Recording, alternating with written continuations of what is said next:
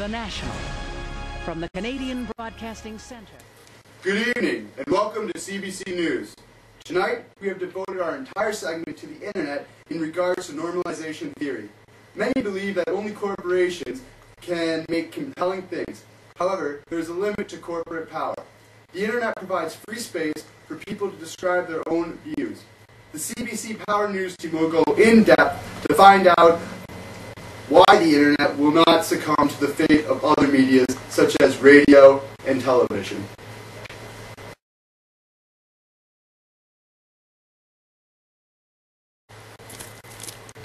When dealing with television and radio, production of content is very costly.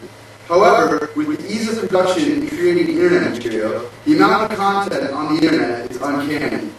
With more on this, we turn to our chief correspondent, David Jones.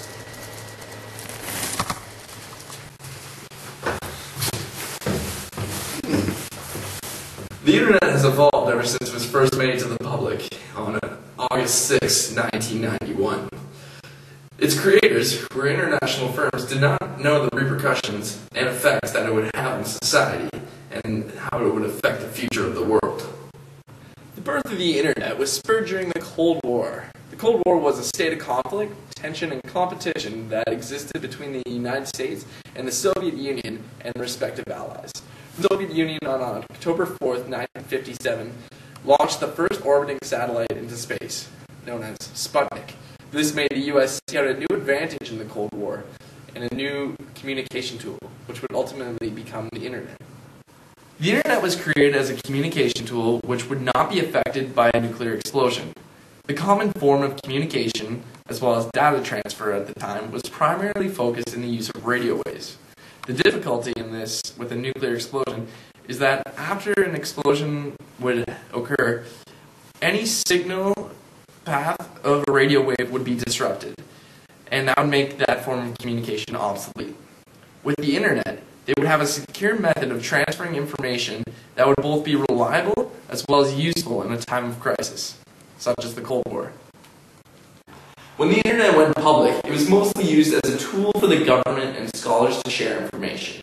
When the Internet began, the cost per year was $200 to subscribe with most companies.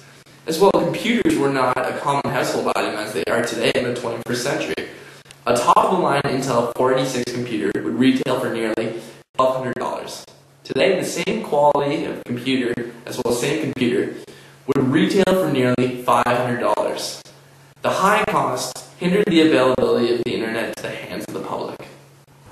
However, technology today is more affordable, as well the Internet's capabilities are more advanced.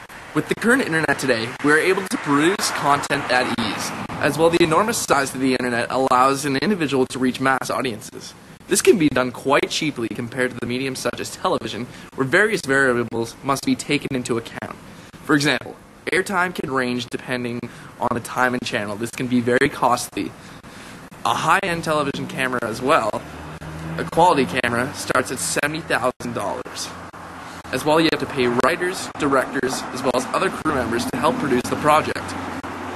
And not to mention, some of the most costly can be the actors and actresses, who can be very expensive, depending on the quality of acting. For example, the famous show Friends, which aired from September 22nd, 1994 until May 6, 2004. Hey, how you doing?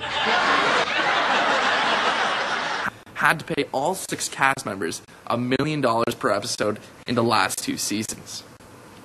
Compare Friends to a famous YouTube video, such as My New Haircut. Jaeger bombs, Jaeger bombs.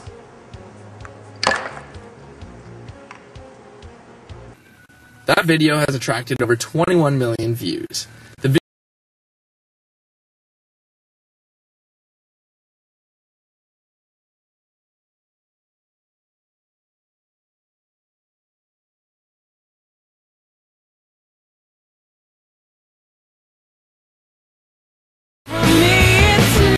That video has attracted over 21 million views.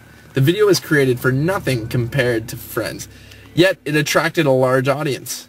This demonstrates the effectiveness of the Internet and the power it gives to the individual in the public sphere. Thank you very much. Back to you up in the studio, Anton.